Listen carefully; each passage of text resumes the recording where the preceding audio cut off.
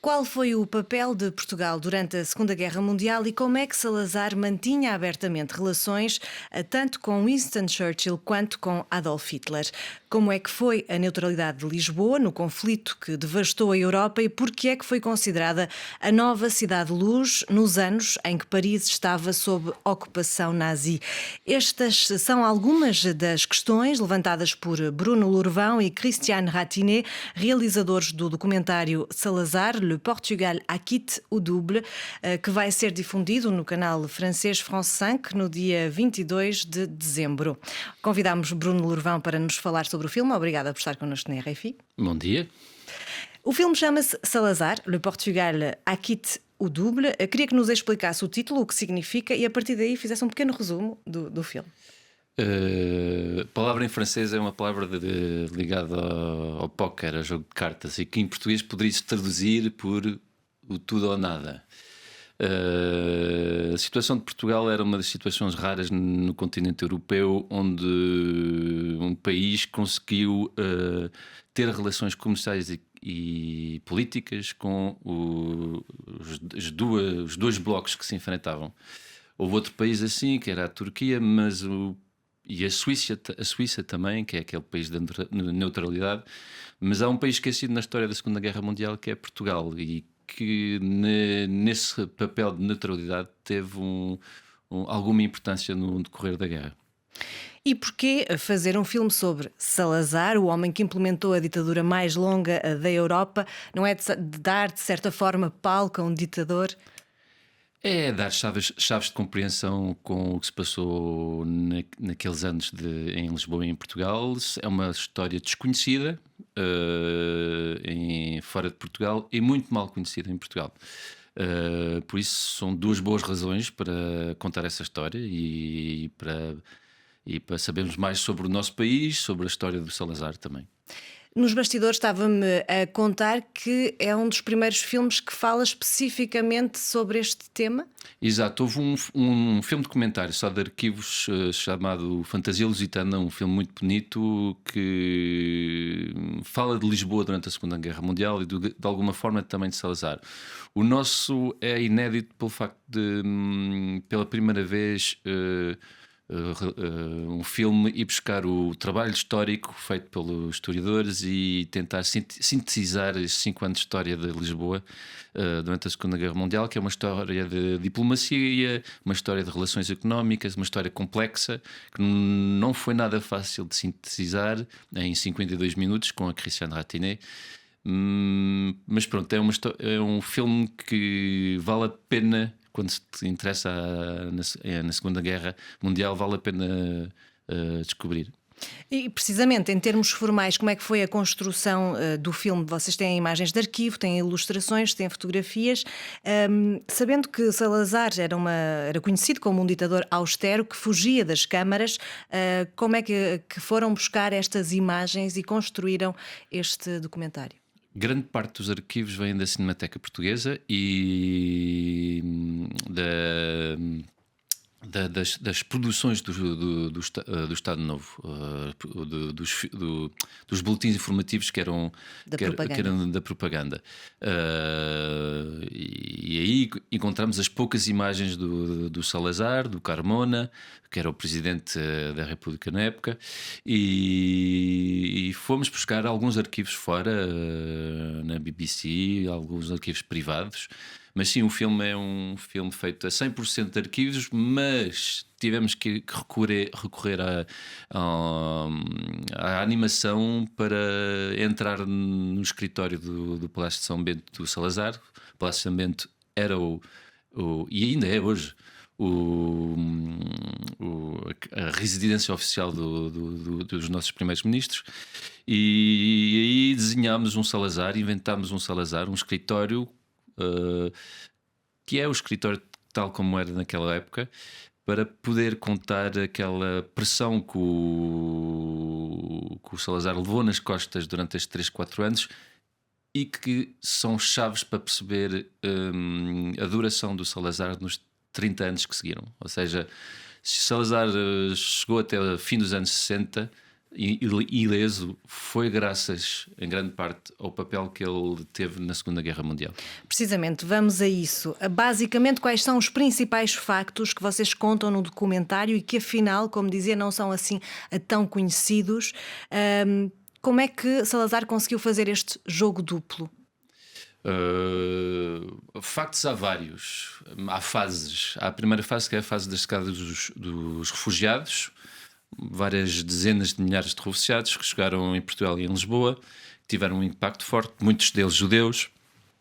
Ele teve que gerir essa situação e o outro facto é que Portugal, entre outros, Portugal tinha o wolframio. Os portugueses ouviram falar do wolframio, que era um mineral importante para a indústria militar alemã, e as minas as mais importantes do wolframio na Europa do Oeste eram em Portugal.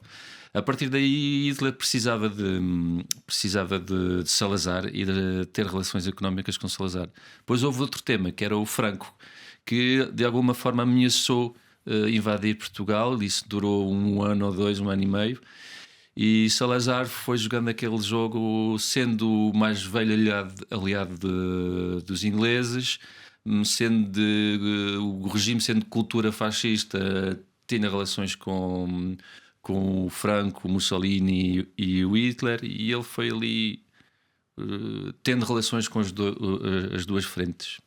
Precisamente, vocês no início do filme contam que em junho de 1940 Salazar sabe que a independência de Portugal está ameaçada porque o país é só um peão no tabuleiro das grandes potências, numa altura em que a Europa está a ferro e fogo e que só Churchill resiste ainda a Hitler.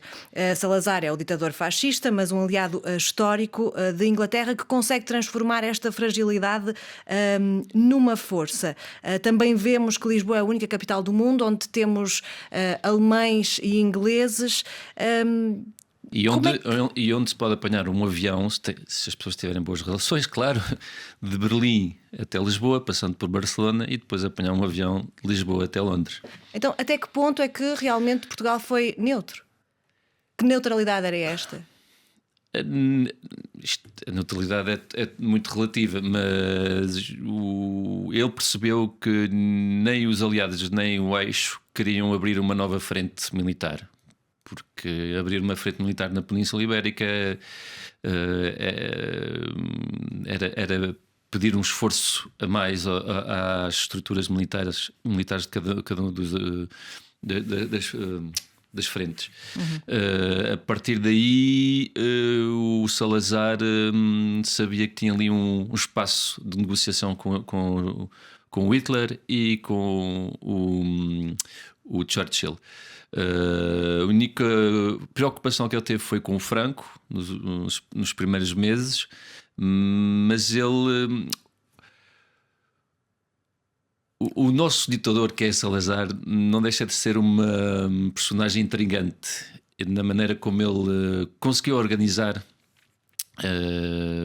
este papel bem particular de Portugal durante a Segunda Guerra Mundial. E há outra coisa que vocês falam, outro facto que falam no filme, é a questão dos tais, pelo menos 20 mil refugiados europeus que chegam a Portugal. Dizem que Lisboa era uma sala de espera a céu aberto dessas pessoas que esperavam ir para a América. Portugal ou Lisboa era mesmo considerada o último porto livre da Europa, mesmo com os portugueses sob o jugo do fascismo português? Sim, era. E o que foi interessante é o encontro desses dois mundos. Um Portugal ainda arcaico, com dois pés no século XIX e uma burguesia, porque muitos dos refugiados eram pessoas que tinham dinheiro, que vieram de carro e de comboio também, mas era preciso meios e dinheiro para poder atravessar a Espanha. E essas senhoras que tinham o cabelo desfeito, umas saias um bocado curtas, houve ali um encontro de dois mundos. Os fatos de banho, houve multas, não é, das autoridades. E essas questões de moralidade foram de alguma preocupação para o regime conservador do Salazar. E teriam sido um próprio murro no estômago para os portugueses que de repente veem aquele outro mundo livre. Como é que isso não abalou, digamos assim, a ordem social e moral em Portugal? Como é que ele conseguiu mesmo assim manter a mão de ferro sobre os costumes? O Salazar conseguiu porque tinham a polícia no seu lado e tinha a legião portuguesa também com ele e os militares de alguma forma com ele. Mas não deixa de ser verdade que estes anos de guerra com os refugiados, pela questão cultural e, de certo modo, a liberdade que trouxe à cidade de Lisboa, as pessoas descobriram o que era ser moderno. Houve também revoltas de fome no país no fim da guerra, ou seja, os anos de guerra em Portugal que aparecem como anos de estabilidade, afinal foram anos de grande tensão e de alguma instabilidade para o regime de Salazar. E que foram silenciadas pelo próprio regime. E porquê é que Lisboa era considerada a nova cidade-luz nessa altura? Havia atores alemães, havia atores americanos, franceses, escritores ingleses que vinham passar férias em Portugal.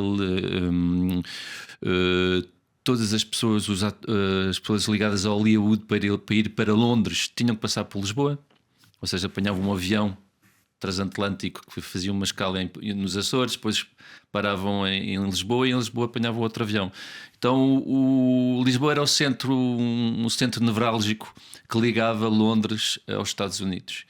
E a partir daí todas as vedetas do mundo, do cinema europeu e do cinema americano, muitas, passaram por Lisboa. Vocês abordam ainda a Batalha do Atlântico e o papel dos Açores. De certa forma, qual foi esse papel dos Açores e como é que os Açores serviram de moeda de troca para assegurar a sobrevivência da ditadura portuguesa depois da guerra? Os Açores é o trunfo final do Salazar, é a carta maior do Salazar durante a Segunda Guerra Mundial. É aquela que ele saiu mesmo no último instante da guerra. Ele sabia que os aliados precisavam dos Açores para estabilizar o Atlântico Norte, com os U-boats que afundavam barcos aliados, e precisavam dos Açores para fazer uma ponte aérea para fornecer Inglaterra em homens, em armamento, etc. Não era só o barco. Ele negociou esta carta durante 3 anos. E só largou, autorizou os ingleses e depois os americanos a instalarem uma base nos Açores nos momentos finais da guerra, onde Salazar ainda negociava wolframio com Hitler. Ainda vendia, portanto, o armamento. Ainda fazia comércio com o Hitler.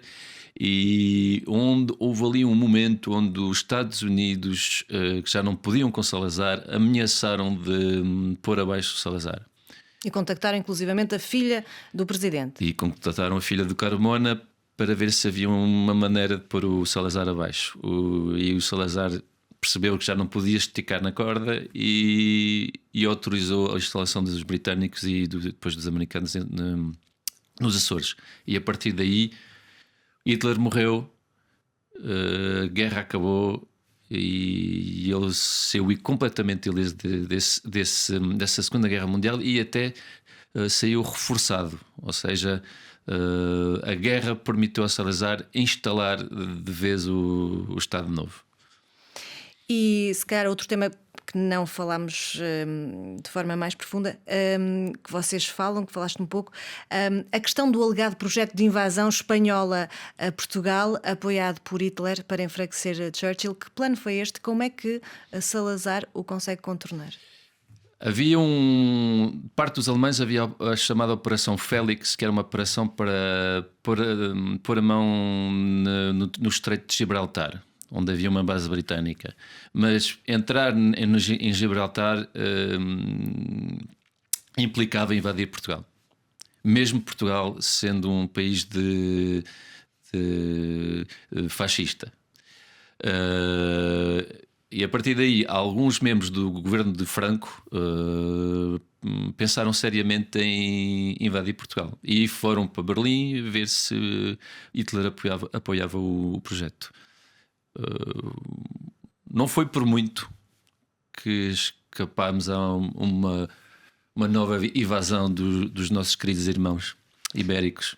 Mas foi também essa estratégia. Salazar contacta Churchill e sim, graças... Sim, desculpa, sim. E a ideia, o Salazar conhecia muito bem a situação em Espanha e ele explicou ao Churchill que os espanhóis estavam a passar fome e que o Franco estava à rasca, não tinha como alimentar a população, e ele disse ao Churchill: se lhe deres trigo, safas-te com a Península Ibérica e safas-te com o Franco. E enquanto ele dava trigo, o Franco não podia ir contra Portugal. E como Hitler não ajudou o Franco como o Franco queria, a partir daí a situação estabilizou-se. Este é o segundo filme seu difundido este ano na televisão francesa, no ano do cinquentenário da Revolução dos Escravos. O primeiro foi La Révolution des œillets, agora este sobre Salazar e a Segunda Guerra Mundial. Para concluir, porquê apostar na história da portuguesa contemporânea para um público francófono? O meu combate é sempre o mesmo. É que somos um país pequenino com uma produção audiovisual que é o que é, e que produz coisas, mas que não tem os meios da produção francesa, e a França tem alguma abertura de mente a nível da produção que permite contar histórias que não sejam histórias unicamente francesas. E com mais de 1 milhão de franceses, de franco-portugueses que há aqui neste país, há um espaço para falar da história da história de Portugal aqui em França, e também para os portugueses. Haverá outros projetos, com certeza, mas agradeço a France Télévisions e o sistema de audiovisual francês de nos permitir a produzir esse tipo de projetos, porque projetos feitos só de arquivos são projetos complicados e que só se podem fazer em boas condições. Muito obrigada, Bruno Lourovão, por ter estado connosco na RFI. O filme Salazar, Le Portugal à qui tout double vai então ser difundido no canal francês France 5 no dia 22 de às dezembro. 22h45. Muito obrigada. Obrigado.